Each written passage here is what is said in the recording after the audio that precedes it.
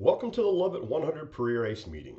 This part is part one, and we're going to tell you what's going to happen leading up to the very start of the race.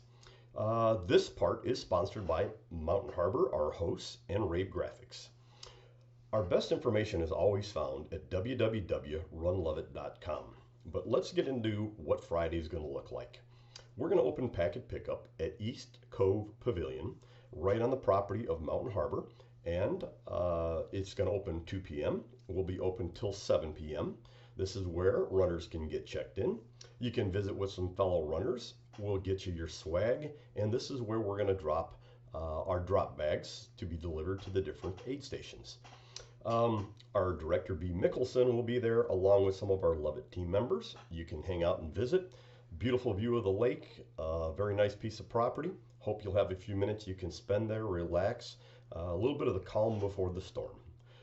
On our drop bags, let's talk about those a little bit. We just ask that they be standard size. The majority of you have been in races before, and you know that approximately something easy to tote we can fit in the trucks. We're going to try to help you out as best we can, but please be considerate what size drop bag you bring. Your drop bag locations are going to be Crystal Springs Pavilion, Avery Rec Area.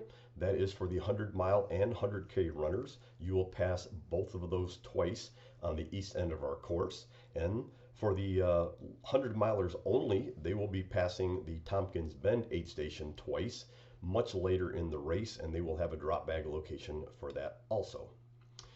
We do have our GPX files on our website right now. We have one for the 100-mile course and one for the 100K. So please download those, set them on your GPS tracking devices, your watches, and your phones. That way, in case there's any questions out on the course, you'll have another alternate method of figuring out which way you want to go. We do enjoy pacers at our races. We know you enjoy pacers at your races. They keep you safe and they keep you company.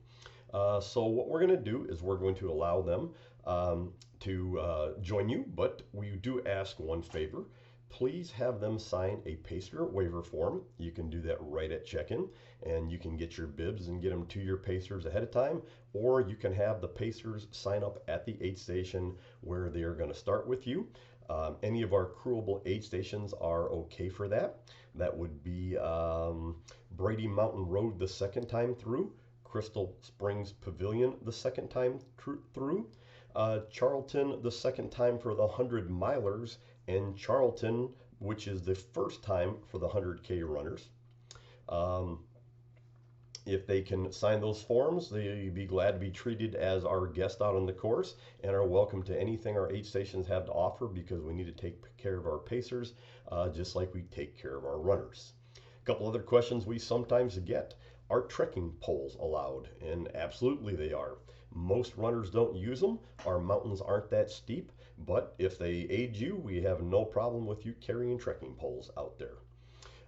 We're going to get another opportunity to do our race check-in for those people that can't make it on Friday. We would prefer that you do, but if not, we will open race check-in at 4 a.m. on Friday morning, same location, East Coast Pavilion. It's going to be very congested at that time. We're going to have people helping you park. Hopefully, we'll be able to get everybody parked down to the start-finish line, which is not a very long distance away. It is all paved, so if you need to have a crew or anybody carry a small wagon down there, roll it, it's going to be a very easy little course to maneuver down to.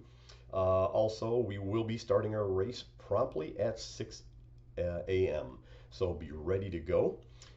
We do ask at 5:45 you come to our pre-race meeting.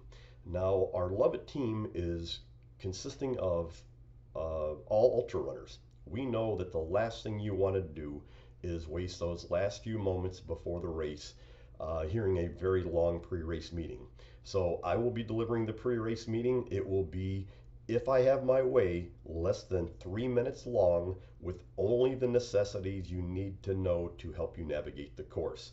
So be ready 5:45 a.m. for the pre-race meeting. It is mandatory. That way we can blame you when you get lost, that it isn't our fault.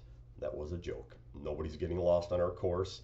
And we're about to talk about that in part two. What happens when you start the race? So See you tomorrow, which is Friday, and hope you can join me for part 2.